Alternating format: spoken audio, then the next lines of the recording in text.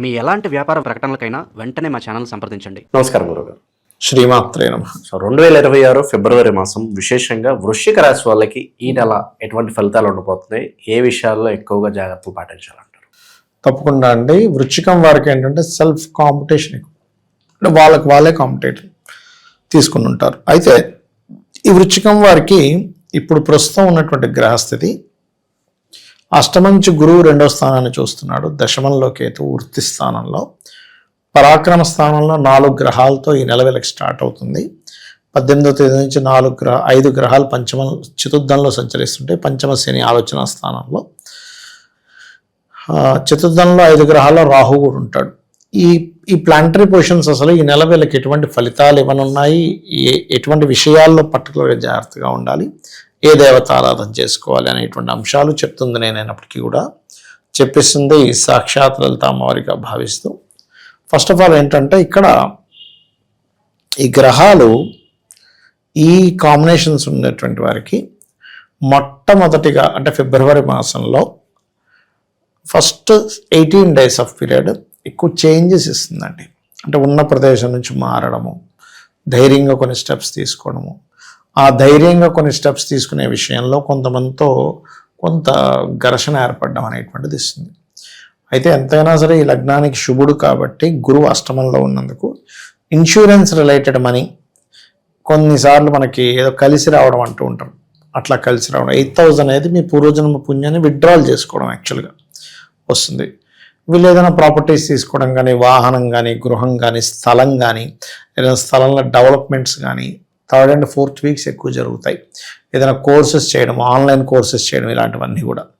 అయితే ఏం చేస్తున్నా పంచమంలో శని ఉన్నందుకు వీళ్ళకి ఏమవుతుందంటే ఒక 3-4 విషయాల్లో డిలే అవుతూ ఉంటాయి.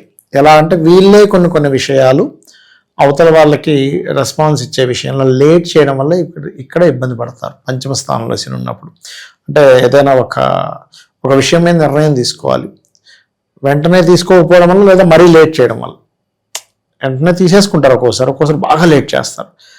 ఈ సమతుల్యత అనేటువంటిది ఇప్పుడు ఏదైనా లైఫ్ అనేటువంటిది ఏంటంటేనంటే ఎప్పుడు కూడా ఏ నిర్ణయాన్ని ఎప్పుడు తీసుకుంటున్నాము ఈజ్ మోస్ట్ ఇంపార్టెంట్. కరెక్ట్ టైంకి ఎలా అయితే మనం ఒక దగ్గరికి వెళ్తే ఎలా అయితే ఉంటుందో కరెక్ట్ టైంకి నిర్ణయం తీసుకోవడమే లైఫ్ అండి. కరెక్ట్ నిర్ణయం కరెక్ట్ టైంలో తీసుకోవాలి, రాంగ్ నిర్ణయం కరెక్ట్ టైంలో తీసుకున్నా వేస్టే. కరెక్ట్ నిర్ణయం కరెక్ట్ టైంలో తీసుకోవడమే అన్నిటికంటే గొప్పది. ఈ విషయాన్ని శని పంచమ స్థానంలో శని ఉన్నప్పుడు ఏం చేస్తాడంటే మన మైండ్ కంటే ఆలోచన స్థానంలో ఉన్నప్పుడు మనకు అనిపిస్తుంటుంది అట్లాగా సరే ఇప్పుడు అంత అర్జెంట్ ఏం లేదులే, తర్వాత చూద్దాంలే, తర్వాత మనం మళ్ళీ తీసుకున్నాం సరే అది ఆఫర్ అయిపోయింది సార్, ఇప్పుడు ఎక్కడుంది, అప్పుడు పెట్టారు ఇప్పుడు లేవంటాడు. అరే ఇదేంటి ఇలా అయిందా అంటే ఆలస్యం అమృతం విషయం అనేది మనం ఇక్కడ అప్లై చేసుకోవాలి.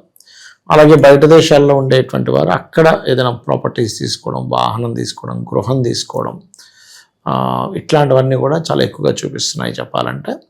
అండ్ వివాహం విషయంలో కనుక చూసుకుంటే ఈ మంత్లో అంటే సప్తమాధిపతి అయినటువంటి శుక్రుడు 3-4 స్థానాల్లో ఉన్నాడు కాబట్టి ఫస్ట్ 2 వీక్స్ కొంచెం ఎక్కువ శ్రమ పడతారు వివాహం విషయంలో.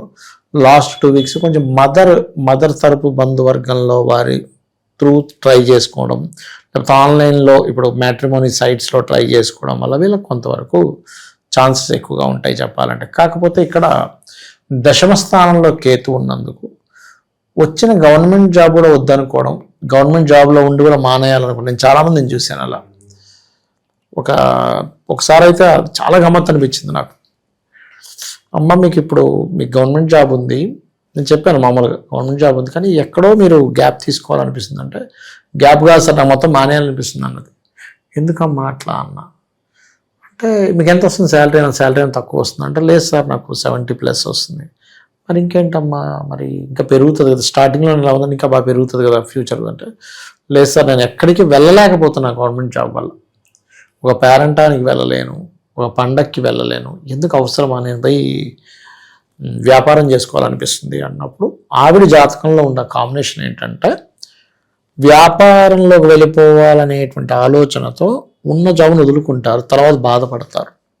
నేను ఒకటే చెప్పాను, అమ్మ మీకు అనుభవం ఉందా వ్యాపారంలో? లేదు సార్ బట్టలు అమ్మేద్దాం అనుకుంటున్నాను. కాదు, ఫస్ట్ మీరు అంత కావాలంటే లాంగ్ లీవ్ పెట్టుకోండి, ఒక 6 నెలలో సంవత్సరం.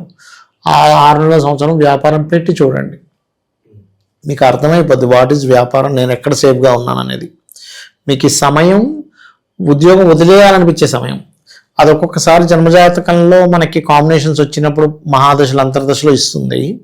ఇలా గోచారంలో 10th హౌస్లో కేతు ఉన్నప్పుడు కూడా మనకు అలా అనిపిస్తూ ఉంటుంది. అంటే ఏంటి, కేతు అంటే డిటాచ్, వదిలేయాలి, ఏం గవర్నమెంట్ జాబ్స్ ఎవడు చేస్తాడు, ఇవన్నీ ఆ ఫీలింగ్స్ ఇస్తూ ఉంటుంది. అందుకని వృశ్చికంలో పుట్టినటువంటి వారు నిత్యము గణపతి ఆరాధన, కాలభైరవుడి యొక్క ఆరాధన చేస్తేనేమో సరైన సమయంలో సరైన నిర్ణయాలు తీసుకుంటారు. కాలభైరవుడు కానీ ఆంజనేయ స్వామిని కానీ చేస్తే, గణపతిని ఎంత ధ్యానం చేస్తూ ఉంటే ఉన్న ఉద్యోగాన్ని వీళ్ళ చేతులారా స్వయంకృత అపరాధం చేయకుండా, వీళ్ళు స్వయంకృత అపరాధం చేసుకుని కొంతమంది వదిలేస్తుంటారు, అలాంటివి చేయకుండా ఉంటారు.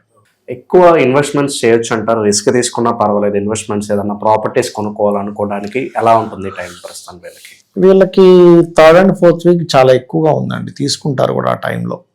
కాకపోతే ఇక్కడ ఏంటంటే రాహు ఉన్నాడు కాబట్టి విదేశాల్లో తీసుకునే వాళ్ళు పెద్దగా ఏం భయపడాల్సిన పని లేదు. కానీ ఇక్కడ స్వదేశంలో తీసుకునేటప్పుడు కొన్ని తెలియకుండానే కొన్ని ఎలా ఉంటుందంటే, అక్కడ ఇప్పుడు ఇవాళ రేపు హైడ్రా వచ్చింది చూడండి, ఇదంతా వాటర్ ఏరియా మీరు కబ్జా చేశారని పాపం మొన్న మీరు లాస్ట్ ఇయర్ అంతా చూడండి ఎట్లా ఉంది పరిస్థితి.